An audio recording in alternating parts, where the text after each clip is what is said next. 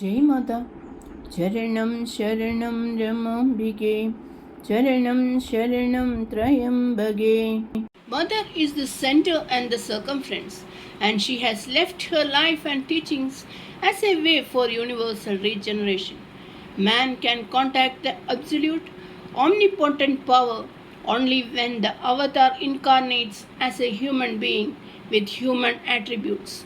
The avatar comes down to our very midst, sometimes as a companion, as a guide, yet again as the Guru, opening out a path to attain Him. The radiance of the divine manifestation is often imperceptible to human eyes, but here in Rajarajeshwari's advent as the Universal Mother, we can cry and appeal to her like a child to its mother. She, the Eternal Mother, dries our tears and gathers us to her loving lap again. Establishing the confluence of diverse yogas, Mother has initiated the Rajarajeshwari Yoga as eminently suitable for both the ordinary householder as well as for any seeker of truth.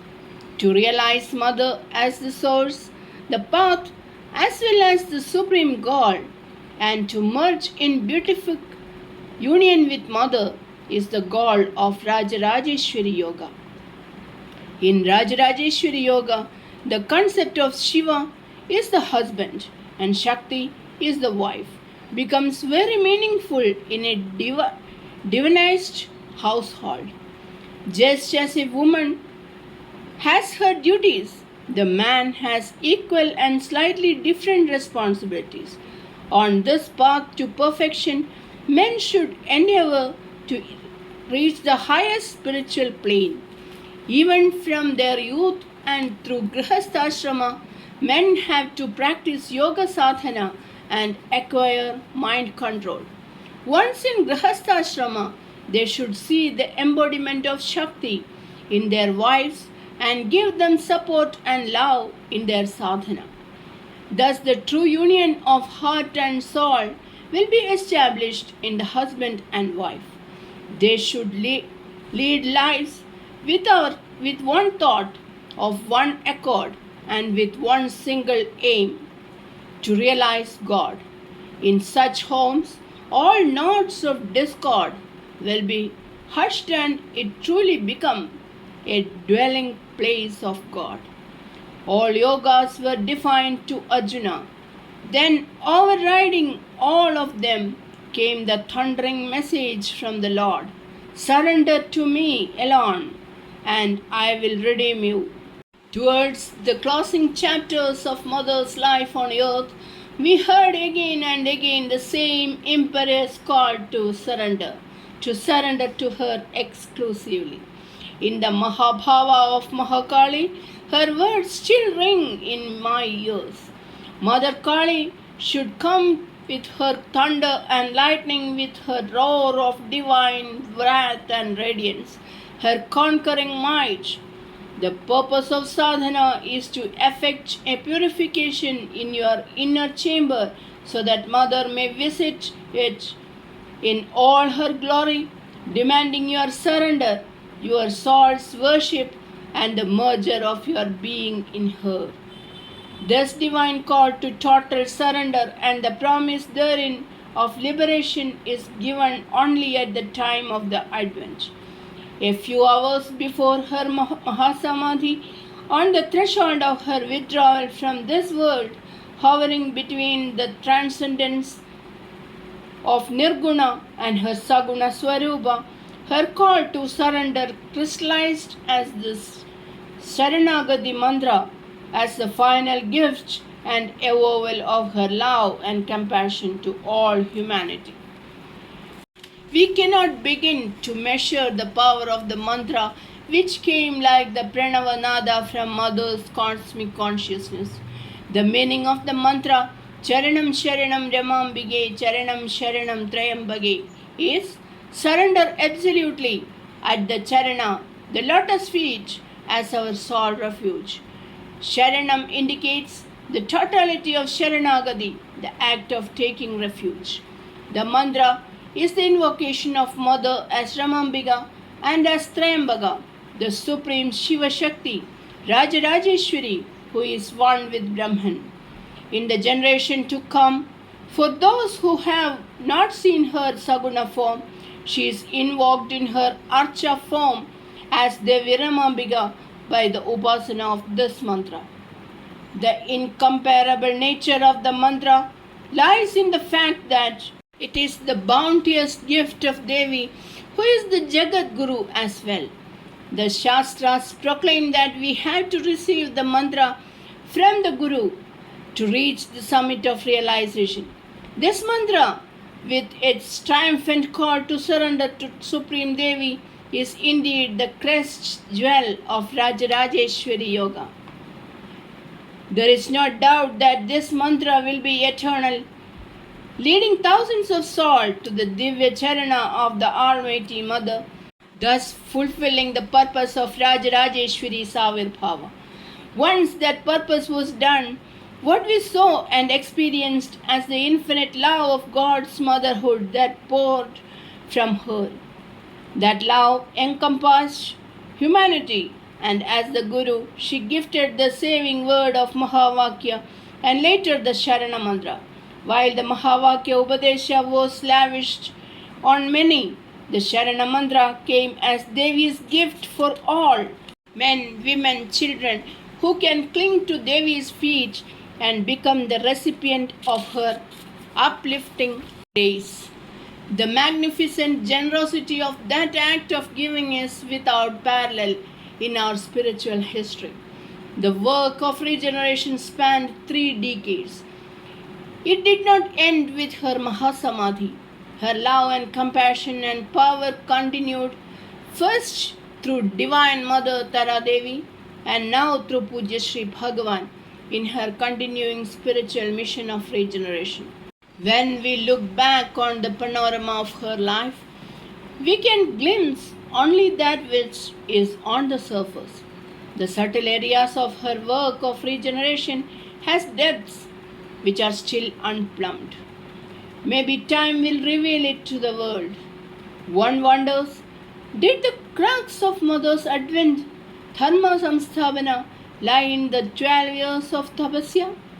Was the fragile world balance of good and evil restored, the unnatural convolutions of space and time normalized, and the future put back on course by the arduous intensity of those 12 years? Increasingly, as I began thinking about those years of Mother's tapasya, it came to me that those 12 years, the little that I know from the Mother herself, had to be written about. Mother's house in Tellicherry, 1950 June. It is a day after my arrival. It is past noon. I am resting in the small guest room upstairs, half dozing, half aware of the soft sounds outside. The afternoon sun pours in from the barred window like honey, warm and sweet. Suddenly, something brings me wide awake. It is no sound, but some pull at my heartstrings. Looking down, I see Mother peeping up at me through the banisters in tender silence, lest I be disturbed. She sees that I am awake and comes into the room. This was to be the pattern of the days to come. It is in the afternoons that Mother has respite from her household duties, the time I wait for eagerly when, interspersed with spiritual lessons, she talks to me of her early life, of incidents that happened, of things that were and would be. She sits cross-legged on the big sofa and begins to talk in a reminiscent mood. At times, the world ceases, and with eyes closed, she becomes indrawn, moving back into the dim and distant corridors to rely relive and bring forth those scenes into her consciousness. I wait in silence, in expectation, all senses attuned to Mother, so as not to miss even a word or nuance of those sacred confidences. Suddenly, Mother opens her eyes and speaks. The days and events of the past were a closed book. Now a door opens, and I give you glimpses of those days for a purpose. Mother has no mind, no chitta to store recollections. There is only consciousness, which is beyond duality and which is all knowledge.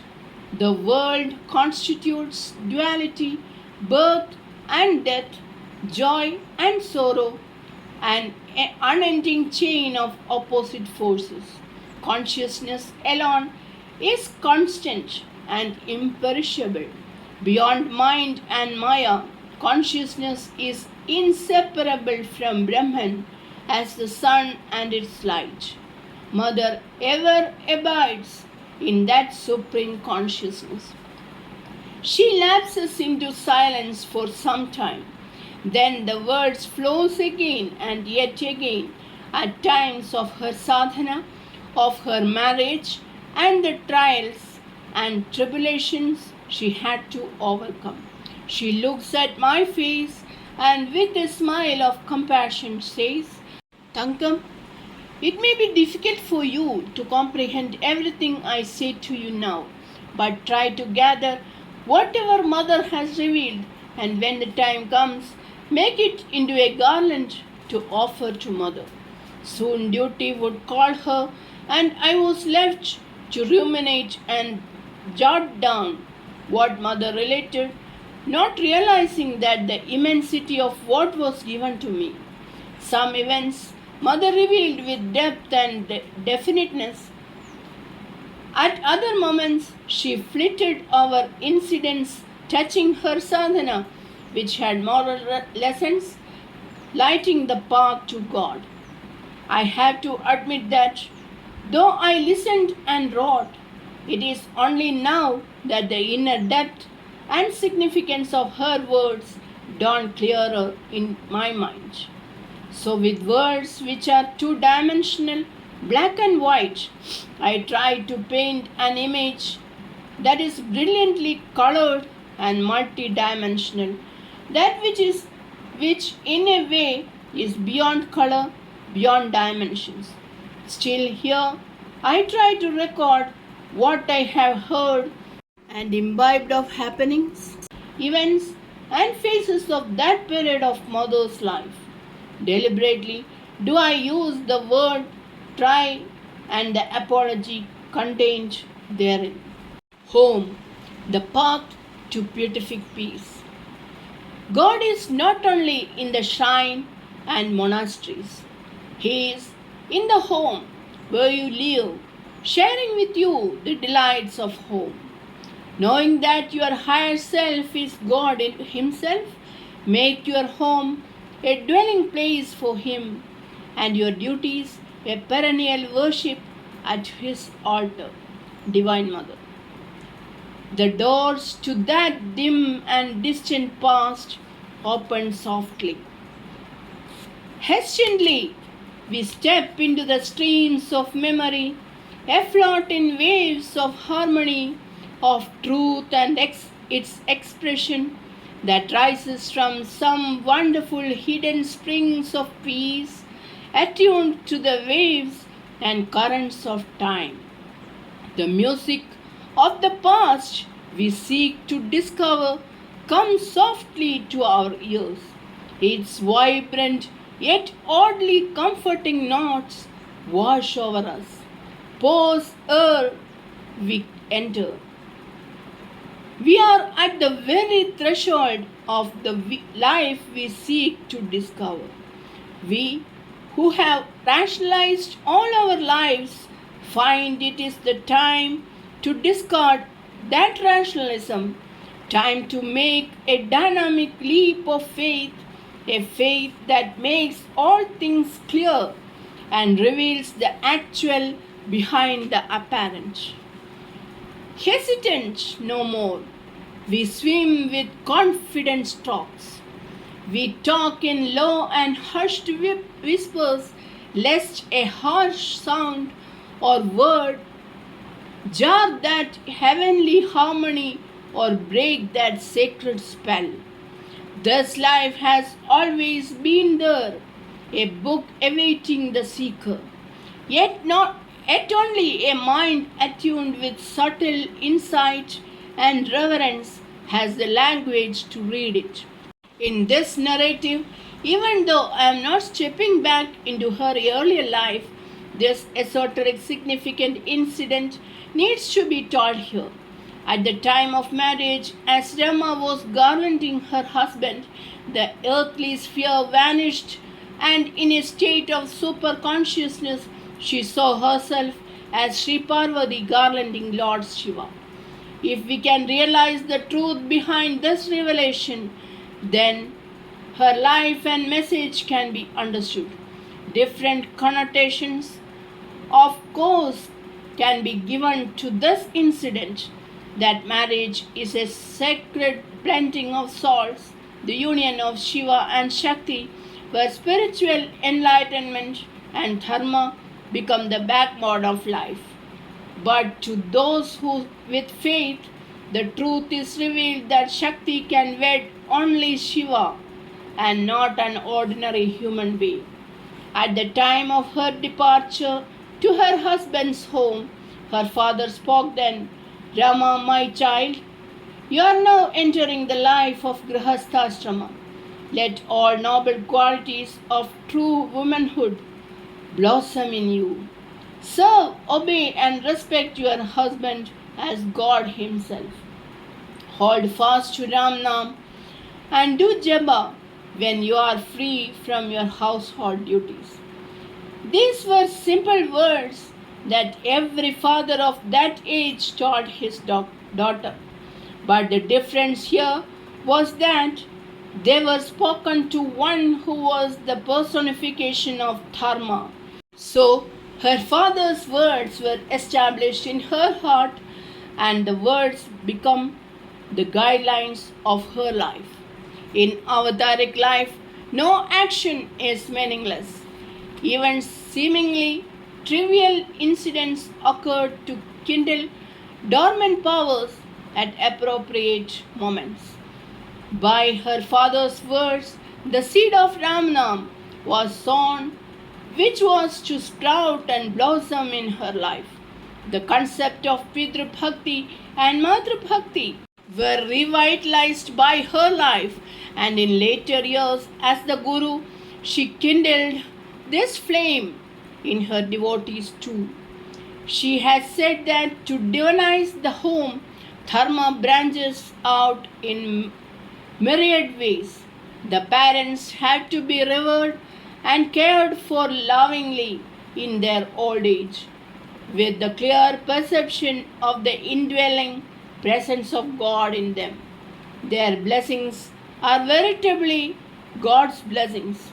It is the dharma of the parents, on the other hand, to realize that children are given to them by God as a trust property. From early childhood, parents have to train their children to have faith in God, have daily prayers, so that even when they grow up, the religious background will be there invoking God's grace in the challenges of life. All noble qualities with emphasis on obedience has to be inculcated from early days, as it will prove a most beneficent power in the young lives. They are souls who have come to the world with their own prarabdha to work out. Parents can, with their love and care, make them a blessing to the world. It was as a young bride of 14 that Rama entered the home at Telecheri. Her husband Sri Krishna Bhagat was a rich landlord of Telecheri, of noble birth and blessed with a university education. Since there was a great disparity in their age, Rama's father was against the match when it was first suggested to him. But then, in a vision, it was revealed to him that this marriage was divinely ordained for a purpose to be revealed later. Charanam Sharanam Ramambige, Charanam Sharanam Trayambage. Jai Mata.